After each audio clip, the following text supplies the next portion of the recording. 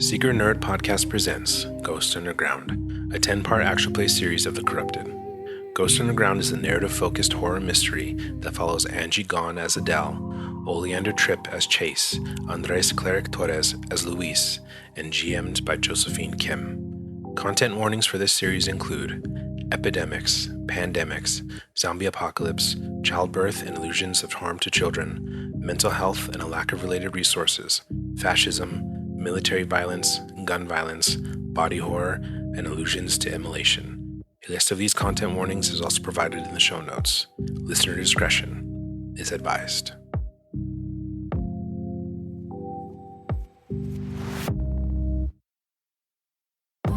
Holding your breath still, you jump the fire.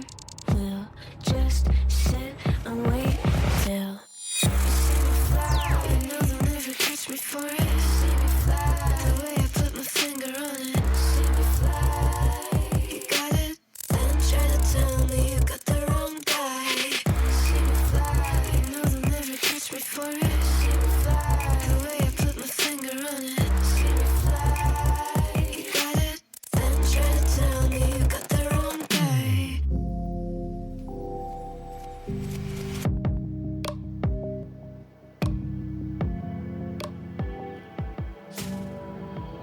Chase, you are currently on one of your wrangling missions, being given some sort of lead, according to Dr. Moon. You are alongside your usual group of your 3 wranglers alongside you. There is Marcus, a sort of more shy, kind of put together construction worker, a 34-year-old black man. There's Red, an older black man, about 50 years, who has had a lot of experience just in bunker maintenance. And then there's Pork Roll. No one really knows what Pork Roll's deal is, including you somehow. But at this very moment, you were following a trail. And this trail, it's a familiar one to you. It is one of, there's that blood, that iron smell in the air, certainly.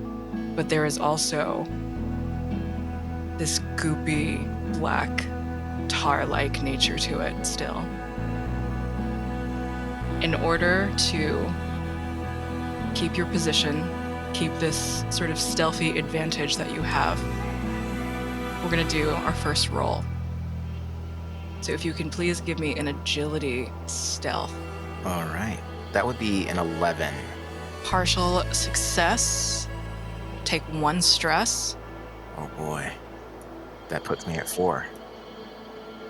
We've already decided, as you said, throughout your mission already, you've been traveling out on foot a couple miles at this point. There's already been a few hiccups that you've had to navigate, but at 4, we are at conflict point 1. You falter or hesitate, causing you to waste precious time.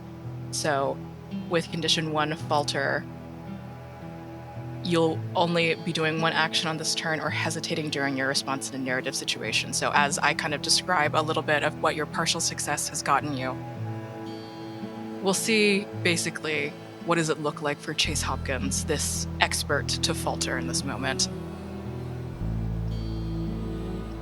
You're in position.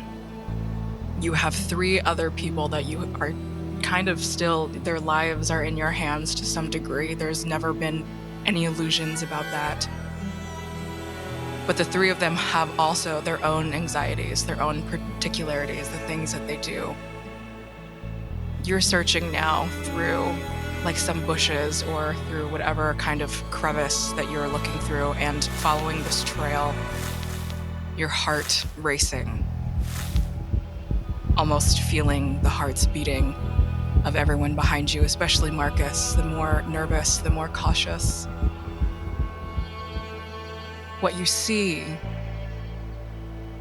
throughout this darkness, it is nighttime. This grotesque crunching of bone.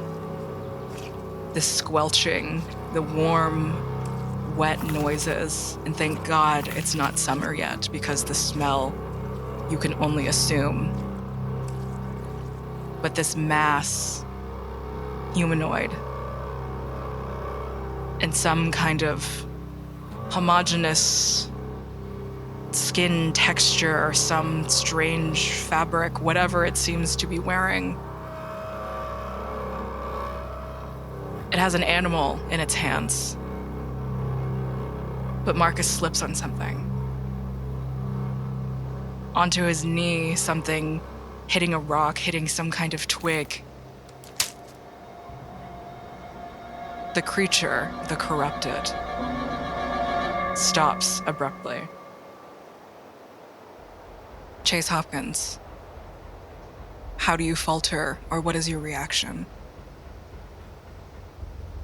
I think Chase crouched down, looking through this bush. As soon as they hear that crunch of a twig being stepped on accidentally by Marcus as they slip, it immediately pulls my attention as soon as I hear it. And Chase putting those three over themselves moves to their right, distancing themselves from the others, and purposefully rustles the bushes towards themselves. The creature curiously, its movements are jerky, they're very sudden, but calculated, determined. There's another roll here for you. That's gonna be empathy and survival. That's gonna be a total of 18. Success. Chase, you're seeing, despite the fact that this creature's body language is very, again, calculated, there is still something, there is a quiver of some kind of mouth. There is not necessarily like the smell of like sweat, some reaction, maybe something you've seen from like nervous animals before, but there is trepidation here. There is something in this creature, which is maybe not something you've seen really before out of the corrupted, that does not want to be found or seen. Despite your stress, despite Marcus, at this point, not lowering himself, but just staying put. Maybe you can see in the periphery of your left eye. The creature begins to slowly move away from the animal that it was eating, and suddenly sprints off away from the four of you, leaving the animal behind.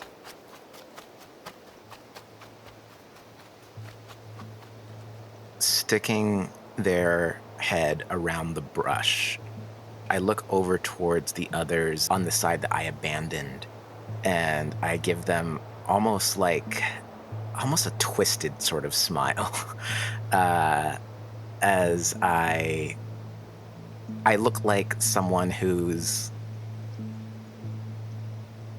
been caught with their hand in the cookie jar over how fascinated I am at seeing something that I feel like I wasn't meant to see and getting another glimpse of this behavior. And I go, did y'all see that? Red kind of pipes up now, just sort of like, can Marcus move? Are we? Yeah, we're good. It ran. It ran. I don't know why it ran. Marcus slowly starts to collect himself, put himself together. He apologizes a little bit, sorry about that. No, you're good. I don't think I would have saw what I saw if you didn't. Pork roll. Again, this maybe young, maybe old person kind of wordlessly, not even regarding Marcus or Red really, just kind of begins to with their handgun out, starts to try and address the animal that was left behind. Careful now. Exactly as you're saying that, Red kind of like clicks his tongue and just sort of like, why do you have to always go out before anyone says anything? But I think Pork Roll catches eyes with you, Chase, and like points down at the bite mark specifically, wordlessly again.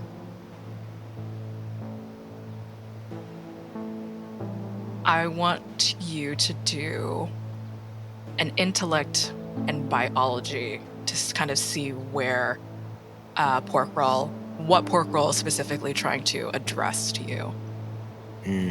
18. 18. Success.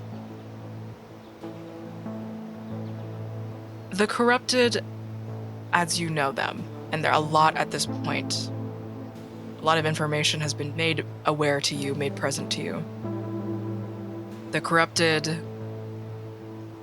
which is what the virus is called, that takes these hosts for not just the blood in these bodies, in human bodies and animal bodies, but the iron specifically is what they're looking for. Whatever happened, the information, the news is muddied, and at this very moment, it's not like you've had access to much news or cable. No less internet. But Chase, you've, in a very interesting turn of events, have been able to have a lot more than what is usual for the usual person in the apocalypse. But we'll get to that information. You're aware, and I think because of your zookeeper background, of all sorts of bite marks and tracks. Where Pork Roll seems to be specifically interested in is the very human, intact set of teeth that seems to have taken a bite out of this, and what is now made apparent, what's clear now about what animal this is just a deer through the neck. They had a pretty good pair of chompers on it. Healthy. Every single one accounted for. And Chase is going to pull the catch pole off of their sack of belongings that they bring along with them on these excursions, and takes the non-looped end of it and pokes the deer, like trying to push it over a little bit to see if they can examine a different side of it without having to get any closer. And I think easily enough, are you trying to get it on, it's currently on its side, are you trying to get it on its like back at this point? Sort of turn it to its other side, Okay. so I can see its face more clearly. No part of the face seemed to be affected, well, not necessarily, but no part of its face seemed to be bitten off. It does seem to be dead. And there is very clearly some black little spots, some like wet nature of the corrupted that you know will not be safe for you in maybe a few hours, just depending. But its face is on display, and it is unmoving. Chase will look over to the gang and go, let's tie this thing up before it turns. Keep the legs down. Easy enough. That being said, Chase, the corrupted that you were just sort of observing, how much effort are you willing to continue on for tonight? It is dark, like already fully nighttime at this point. Do you continue on with the tracks that maybe the corrupted left behind, take some of your men home, or? Can I get a read on how the others are feeling currently? Because Marcus tripped, and I don't want to have a demoralized gang traveling through the night. The only thing, I think, just if you even want to like speak up to any of them, I'm sure they basically say it's just been that y'all have been out at it for like a couple miles, so it's been a couple hours at this point. You have Red, who is 50 years old, a kind of like older member of your team going on, but for the most part, y'all have like camping supplies. Like y'all have certainly been out from underground for a bit before. Mm-hmm. It's your call. Chase looks back at the three and goes, I know we've been out here for a while, and thank you all for coming with me this far. I know you all are tired, so if you want to head back, you can, but I gotta see whatever the hell that was. Porkroll nods vigorously. Marcus just kind of, rather than demoralize, you sort of see this like determination of his to be like, I want to make it up to us. You know, I think it pretty clearly I'm the one that got this one corrupted lost, so if we can, I don't know, if we can maybe just like try and sniff it out a little bit longer, maybe we can set up camp soon, but I can keep going. I can keep going. And you Red? Red is like, I'm always tired, so whether or not you want to listen to me this time or whatever, I get my exercise in. Well,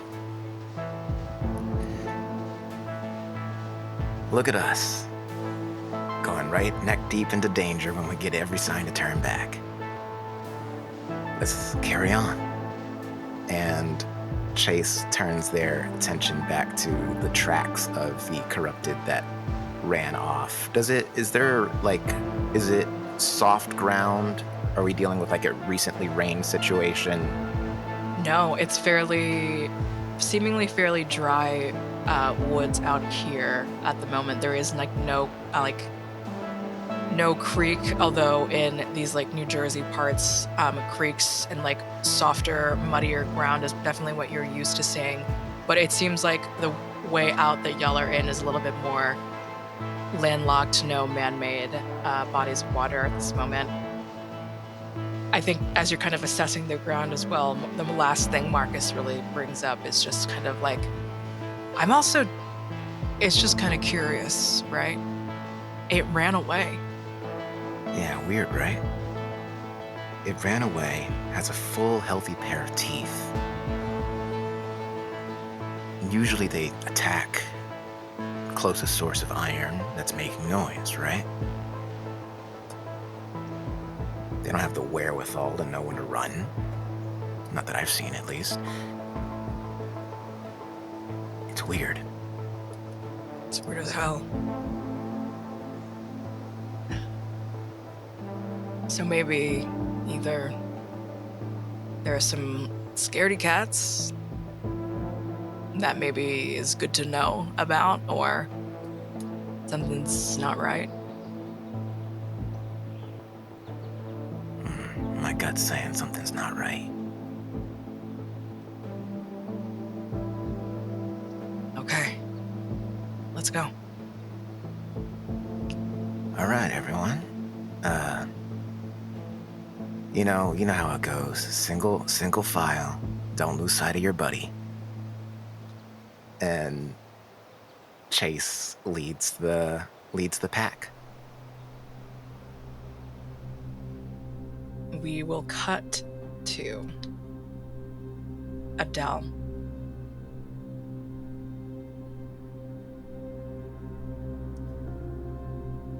It is well past curfew in this abandoned military base that has now been sort of taken over, settled in. It's been at this point, we'll say, maybe nearing like a year and a half of this branch, this particular paramilitary group's sort of reign over this base, this left behind Air Force base. Curfew's 11. The general personality of these troops, of this group, maybe a year and a half ago, most of the people, or maybe just in general, most of the civilians that have joined this particular settlement, there was a hope there. There was something gleaming and happy and providing about it all. But Adel, for however long that you have been with this paramilitary group, since the beginning of it all, or fairly recently, you know, as well as most of the civilians know by now, it is being controlled by a sort of alcoholic man-child. And everyone is really just kind of doing the best that they can with that information. Past curfew, where would we find you? Well, past curfew, Adele, who is someone who likes and remains to the shadows as much as possible, not because they are sneaky per se, but because they're just always been a little bit of a wallflower. So, in the time that they've been with this paramilitary group in this Air Force base, they have found a forgotten and rundown library, which many of the books and many of the resources there have already, in the 5 years that they've been there, have already been pretty much scavenged.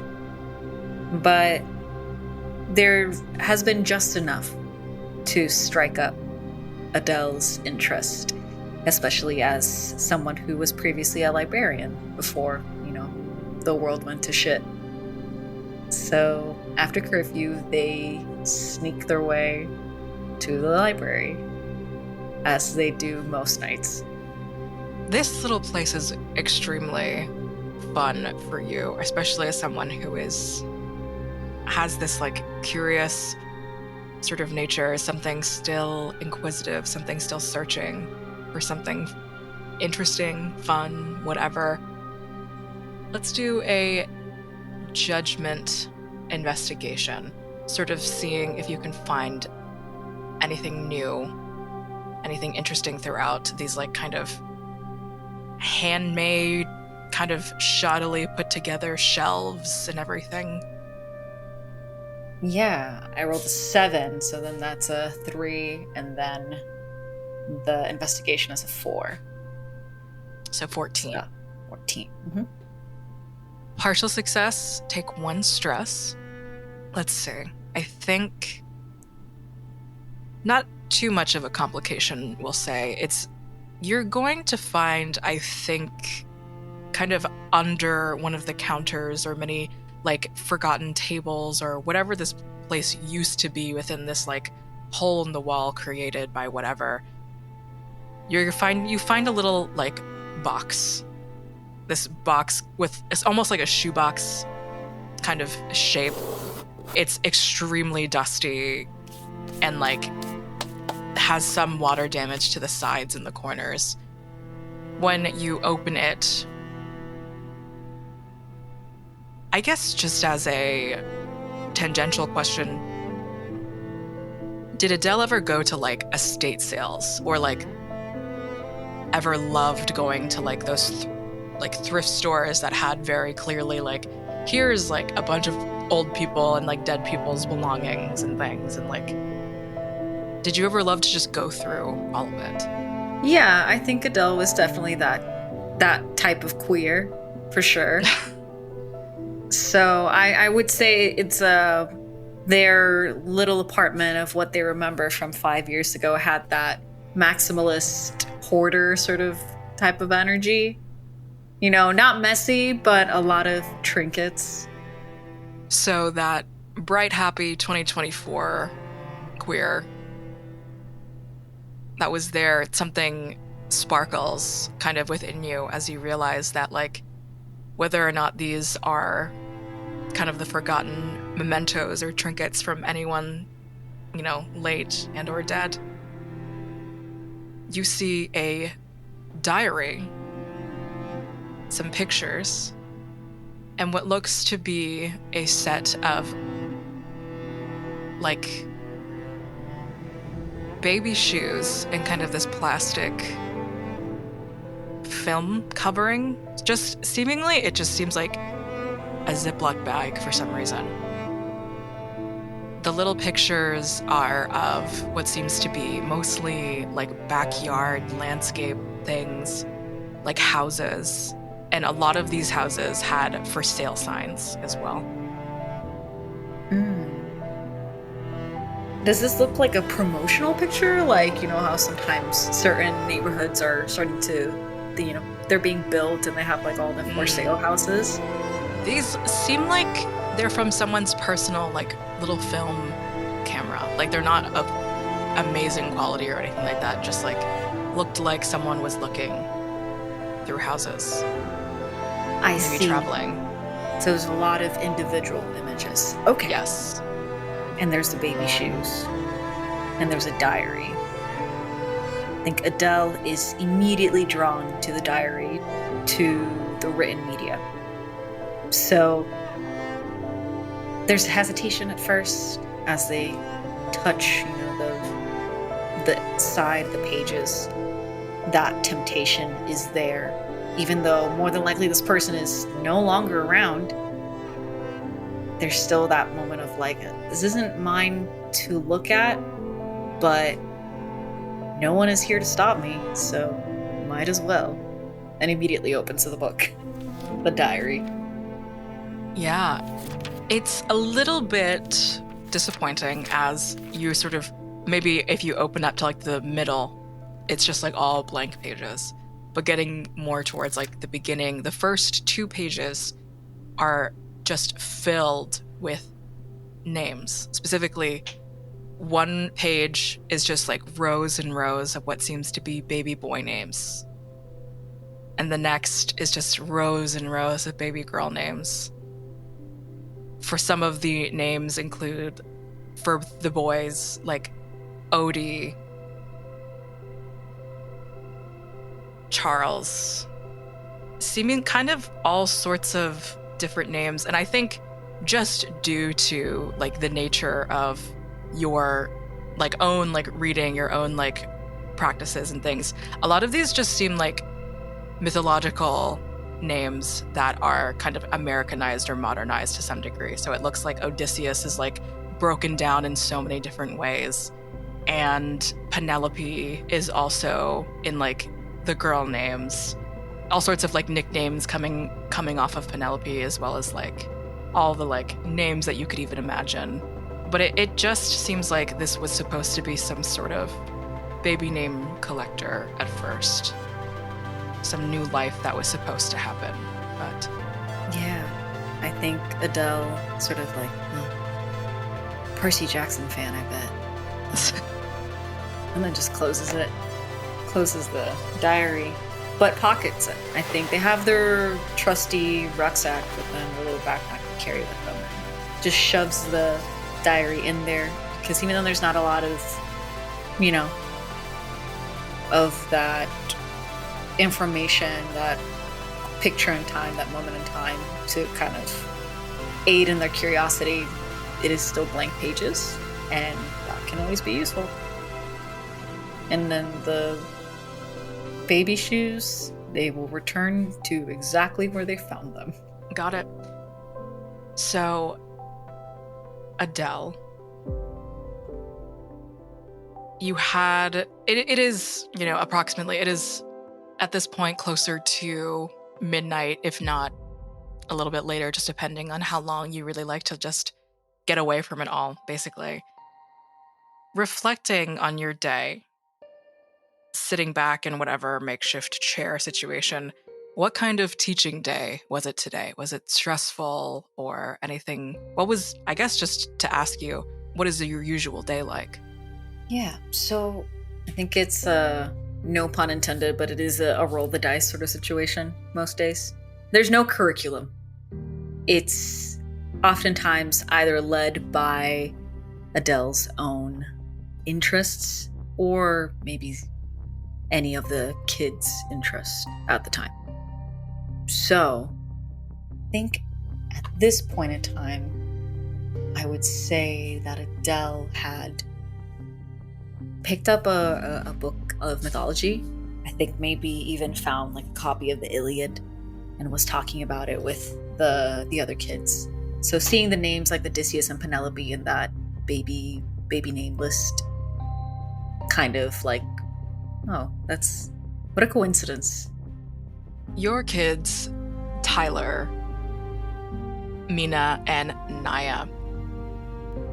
These particular kids, their parents begged you to see them kind of teach them in your like offshoot education classes. There is unfortunately almost everything a lot of the people could maybe ask for in terms of food and water and clothing, but the bedding situation as well as the education in this particular base, for some reason, it just all fell to shit.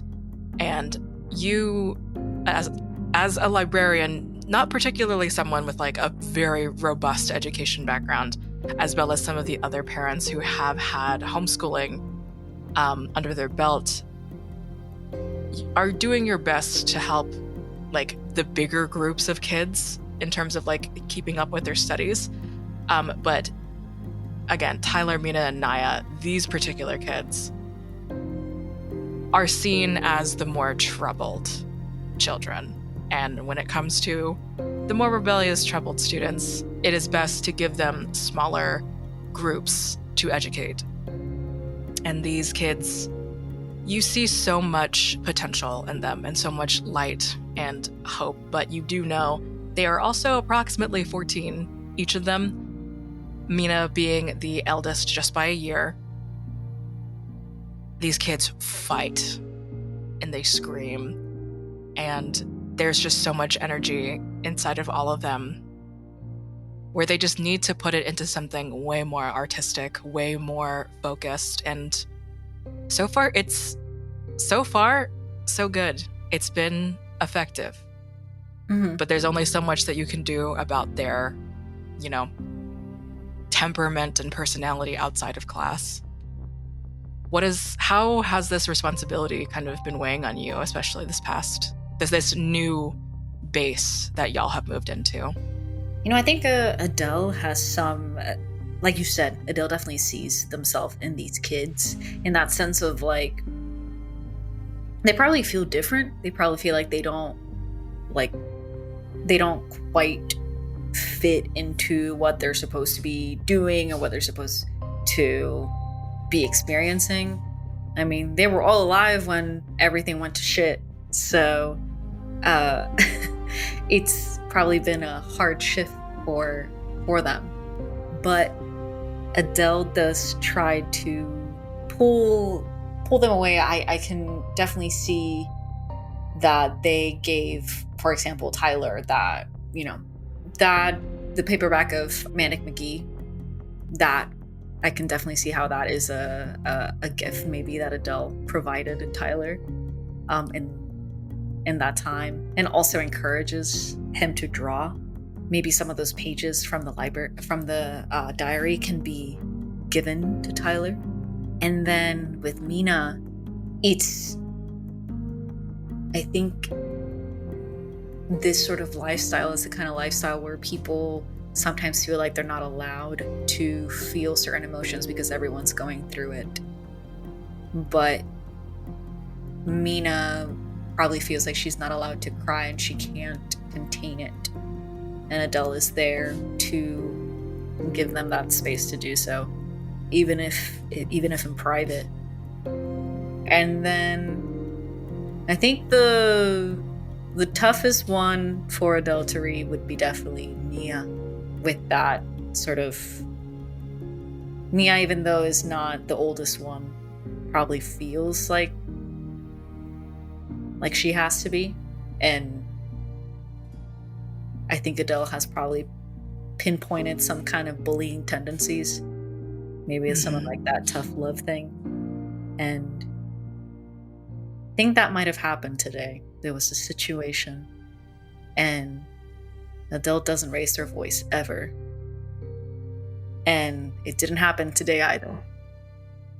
But they did pull Nia aside to try and get to the crux of maybe why they seemed a little bit more, glum. She seemed a little bit more glum, more tough than usual, when there's no reason for her to be so tough. She's a 14-year-old girl. Mm-hmm. Cleric, can you please give me a judgment and alertness roll? And Adele, Angie, can you please give me an agility stealth? And I'll tell you what this very cryptic messaging is in a moment. 13. 13? I have 0 on agility, but I have a 5 on stealth, and I rolled a 15. So that's a 20 you don't take home to mom. A dirty 20. Don't take stress for these particular roles, but we now go to the perspective of Louise. Sergeant. 23, and with your own little troop to have to answer to you, Louise, you are in curfew patrol. This is basically bullshit work for those that have nothing to do, to just kind of roam and get people in trouble. I think Louise kind of has his hat pushed all the way up, all the way down to just past the brim, and just has his rifle, his sniper just on his shoulder, and is kind of just very silently walking back and forth. He doesn't like to really talk much while in curfew. What are you expecting to see, or what have you kind of had to tell people, that anyone that you've found, what are the what's the little story for tonight? Well, most nights it's maybe one or two, some of the kids staying out a little bit too late, maybe somebody walking around. Usually I'm a bit more of a stickler for the rules, so we'd go and escort. I would have one of my men, if I find somebody, escort them back to their dwelling, wherever they're staying, and just continue on. And then if it's a repeat offender, well, then we have to take it up with the general. It is usually always Tyler, and you would know Tyler to be one of the 14-year-old rebellious, troubled students that Adele usually sees. Tyler is almost always reading the same book, again, Maniac McGee by Jerry Spinelli, out of sight of his room, outside of the dormitories and bunks and things. And he's always sort of in the same spot, which seems to be this windowsill, little lobby-ish area, which is usually open for the day and very nice for the kids to go out and read in, but he's usually never there during the day. Always here after curfew at night. Do I see him there now? Yes, you do. Slowly kind of walk up to him, and it's just Tyler, you know the rules. He doesn't look up, but he just kind of sniffs a little bit. I know. This is the 3rd time I've caught you out this week. If it's only the 3rd time, you're not really good at your job. I think Louise kind of sits there and looks at him, and then kind of gets up, walks up very much in his personal space, and crouches down, and is just Tyler,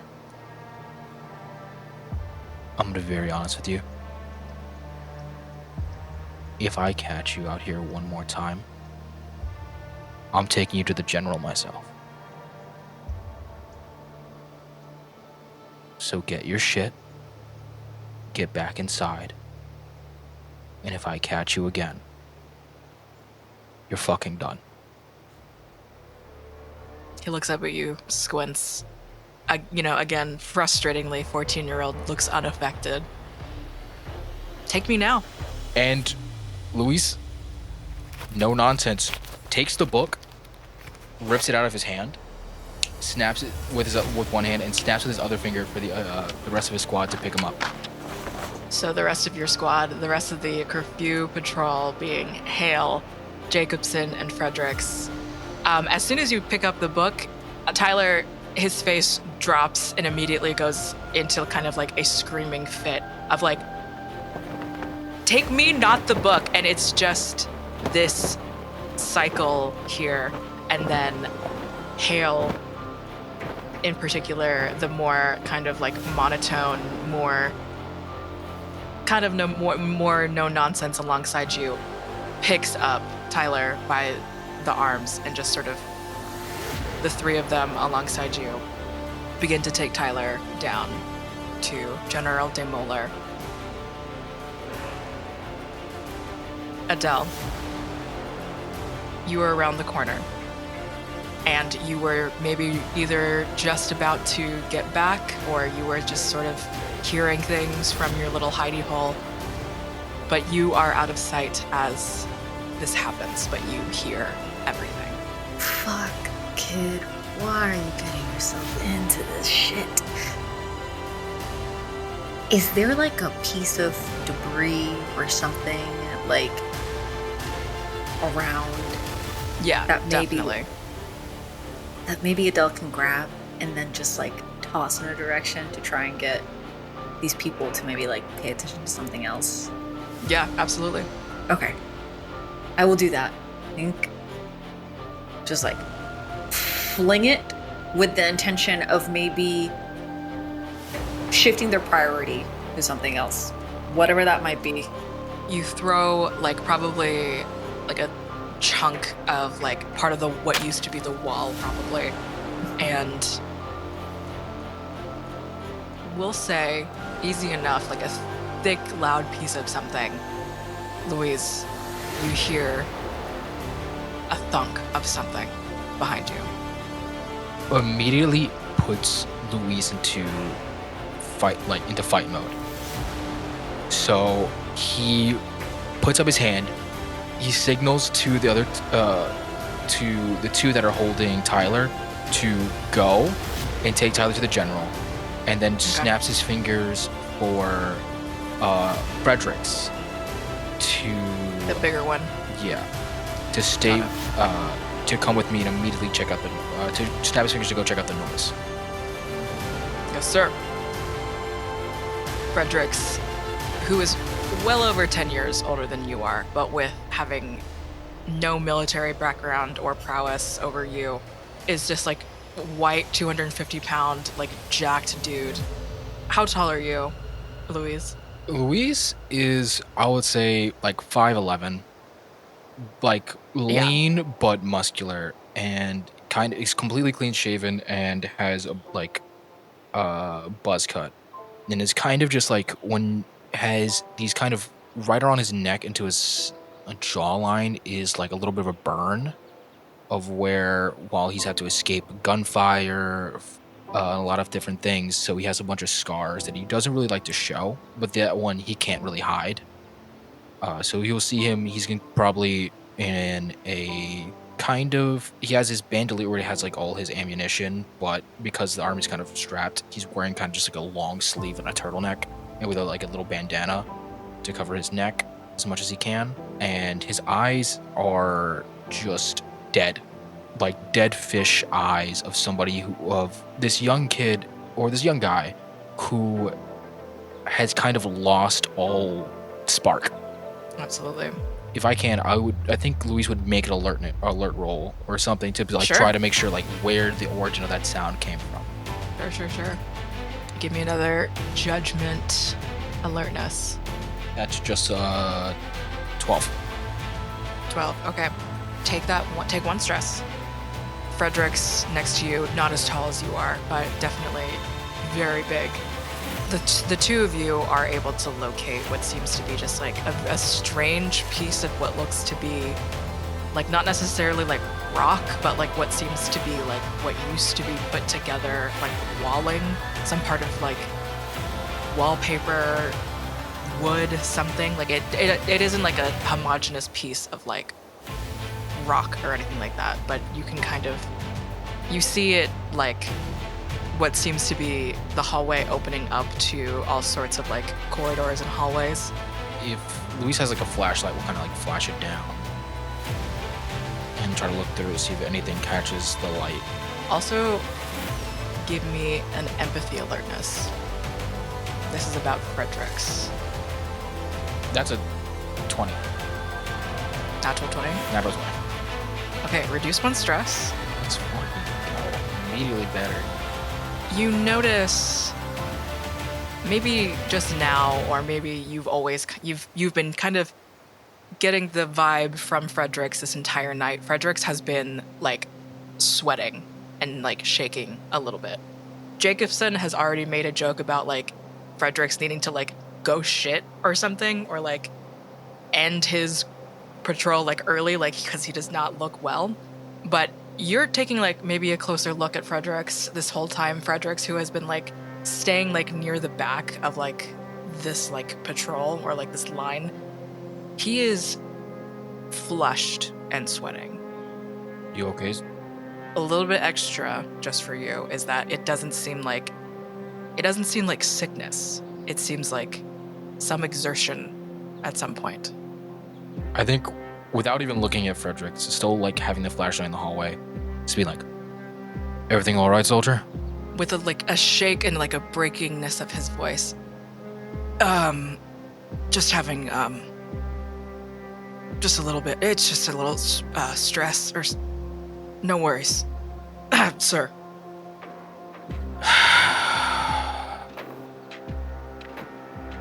And then like rubs his eyes, like very frustrated, like at the bridge of his nose, and it's kind of just like, Fredericks, we have patrol early in the morning as well, don't we? Yes, sir. Why don't you go check the barracks, make sure no one's coming out or breaking curfew there, and if no one is, turn in early. Yes, sir. Thank you, sir. And with an enthusiasm in his step, doesn't even consider like placating even further to be like, no, I'm fine. He just takes your word, which is what he should be doing anyway. He takes your word and he begins marching back down towards the barracks area.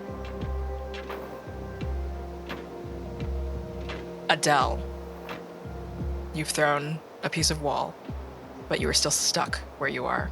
What's the plan? I think the plan was to try and circumvent specifically Luis. I think Adel has had previous interactions with Luis and is on his shit radar. So they're trying to kind of sneak past, also to see if they can do anything about the Tyler kid. Because if it was anyone else, maybe Adele wouldn't give enough of a shit to try and help him out, but that's one of their kids, man. I gotta try. So there are two things on your mind at the moment, which is to get to Tyler or to get away from Louise. This like little lobby area, there are plenty of doors to get outside, and there are plenty of like then routes to basically get to the general's location, as well. And honestly, where like to the barracks, wherever you'd like to go. So it's not so much a matter of like it taking too long to get to either direction, but to get out of this place without Louise knowing is the hugest thing. Is there any way that I can sneak past when Luis and Jacobson like went in that one direction? Is there any way that I can maybe like kind of sneak past and rush after, what is it? It was, no, Fredericks was the one that was within, but rush after maybe like Jacobson and Hale to try and make it to Tyler? You'll have to step outside. So either way, this will be the same situation. Mhm. Louise, give me a judgment alertness, and Adele, that agility stealth. We'll see who catches who first. I rolled a 7. I rolled a 9. Okay. The two of you fail. Please take 2 stress. We'll say, further down the hallway, I think, Louise, you hear, at the same time, Frederick's fall. Adele, you try and find the outside. You smash into the door as you begin to fall, as you try to get outside, but you're outside, and you just run. Yeah, I'm booking it. Stop! Bucking it right after you. After the door and not Frederick's, to clarify. Yeah, I think Okay. because immediately I hear Frederick's, I'm like, oh shit, and then I hear somebody fall. I'm like, if Frederick's over there, that has to be the noise we just heard. So Luis follows the protocol, and protocol is stop intruders. Fuck Frederick's, absolutely. Chase. It hasn't been too far out of a travel for the rest of the way to go, following these tracks. You're beginning to see civilization. What looks to be, and it really depends on how often Chase has been around, like, bases proper. But this doesn't even look like the entrance with those, like, you know, the gaudy, like, parking lots and, like, the entrance booths and things like that. This seems like organizational military-esque building. And it seems to be maybe what looks like more residential little areas, maybe something. It is fenced. Why don't you give me judgment investigation? I have a -2 in judgment. This is Okay, gonna so be that's great. a -1. So that is going to be a 12. 12. Partial success, take 1 stress. Oh, This was just to see if you were able to find... There was an attempt to maybe hide the little slit through the fence here, but it could not be any more glaringly open, like forced through at this point to get through to the residential, these buildings. Chase looks back at the others and goes, "You all are seeing this, right?" This is, I think, where Marcus's caution here kind of, like, you know, if he were a cat, his hackles up. What is this? I don't know. It looks... We're not... They told us we're not out this close near anything. We're not supposed to be. Any of you bring binoculars? Pork Roll procures binoculars. I grab the binoculars from Pork Roll and go, "Thanks, Porky," and pull out the binoculars and look, I guess, further out toward the base. Do I see other people there? Does it look like this was recently put up? This looks fairly established, like old, like the building kind of like getting that like water damage and like brick falling apart kind of look to it. Mm-hmm. Do I see anyone when I pull out the binoculars and look inward? You see what looks to be someone very like earth tone autumnally dressed person running around what seems to be the corner of this building, and following along with your binoculars what looks to be a very armed person. I think Chase, seeing that, pulls back the binoculars and holds them back out toward Pork Roll and goes, "Stay right here for a moment. There's someone that looks like they need help." And Red is just kind of Red stops you before even moving. Will all of us wait? Well, if we make too much noise, it'll be a problem, right? At this point, we just gotta get out of here, right? Someone's getting chased. I understand your hesitation. That's none of our business. I gotta know what's happening down here. Take pork roll with you at least. Looks over at Pork Roll and is like, you want to go in wherever that is? Pork roll shrugs. Well, come if you want. And Chase has like a khaki-colored bucket hat on over freeform locks, sort of old, dingy shirt, cargo pants with like DIY straps to keep them from the belongings from jingling, descending from the brush to go towards this hole in the chain link fence as quietly as they can.